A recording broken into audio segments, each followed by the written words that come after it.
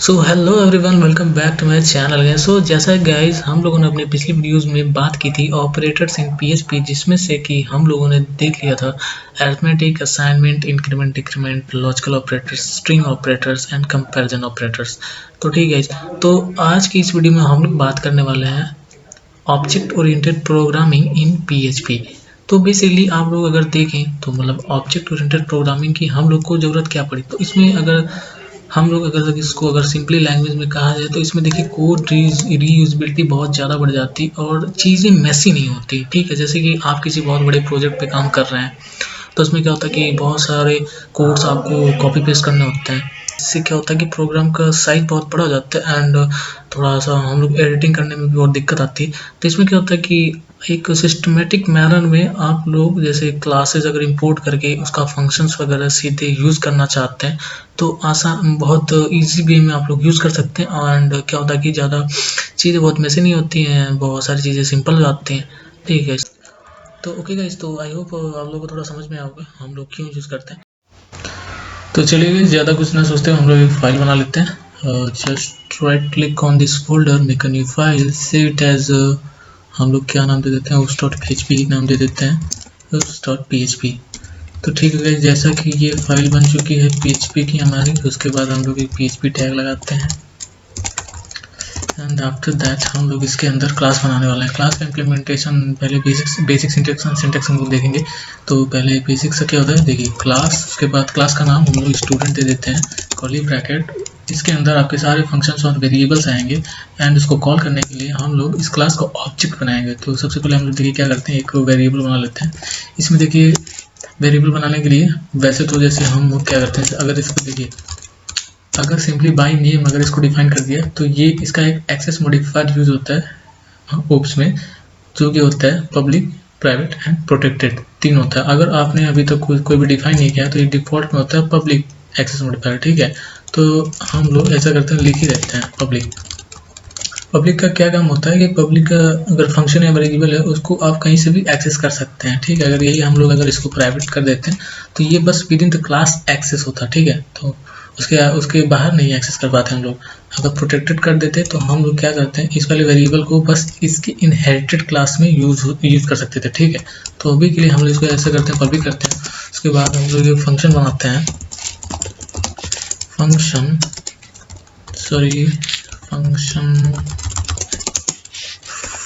क्या करते हैं, स्टूडेंट नेम दे देते हैं, कर्ली ब्रैकेट, अगर आर्गुमेंट देना चाहते हैं दे सकते हैं। हम लोग यहाँ पे ऐसा करते हैं, आर्गुमेंट देते हैं एंड हम लोग रिटर्न चुपचाप करवा देंगे, रिटर्न करवाएंगे, क्या करवाएंगे, रिटर्न दिस नेम।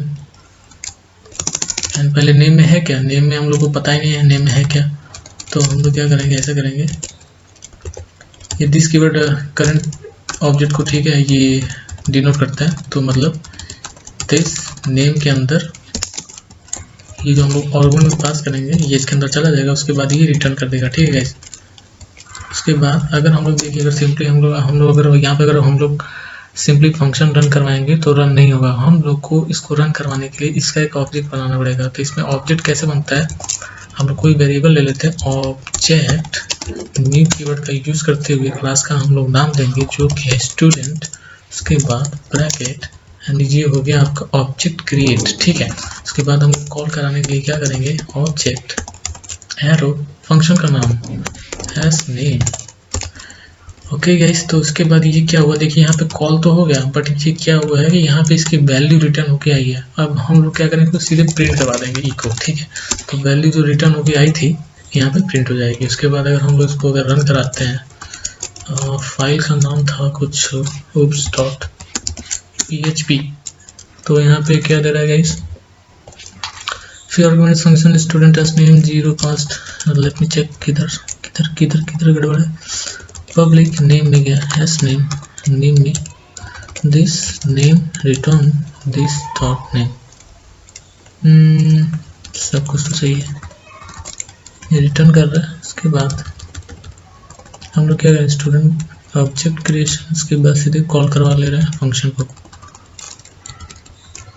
सॉरी, हम लोग ने फंक्शन तो कॉल करवाया था बट उसमें वैल्यू पास नहीं की थी, जबकि वैल्यू यहाँ पे जाएगी, यहाँ पे, तभी जाके एग्जीक्यूट होगा ना।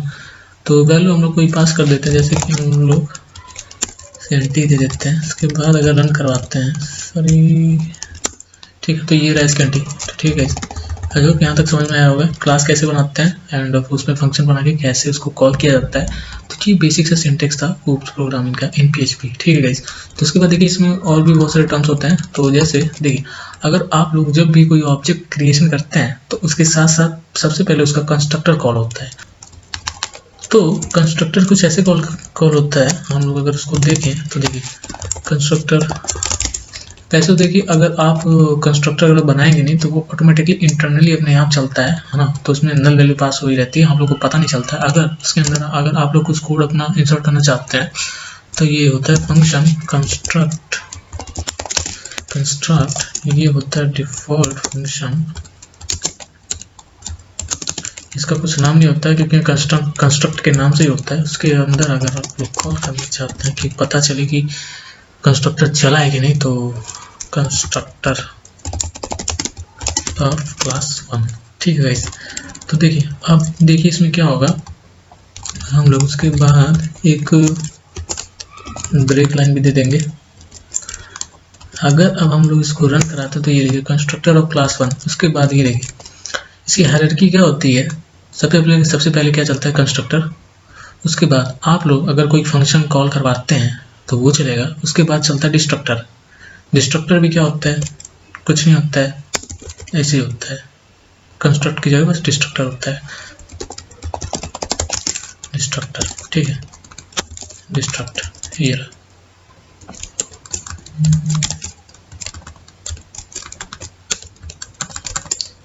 डिस्ट्रक्ट क्लास 1 ये रहा। ठीक है गाइस, तो देखिए पहले क्या चला, पहले कंस्ट्रक्टर चला है, उसके बाद फंक्शन चला है, उसके बाद डिस्ट्रक्टर चला है। तो ठीक है गाइस, तो ये था ऊप्स कॉन्सेप्ट का बेसिक सिंटेक्स। और इसमें फंक्शन कैसे बनाते हैं, क्लास कैसे बनाते हैं, वेरिएबल कैसे डिक्लेयर करते हैं एंड फंक्शन को कॉल कैसे किया जाता है।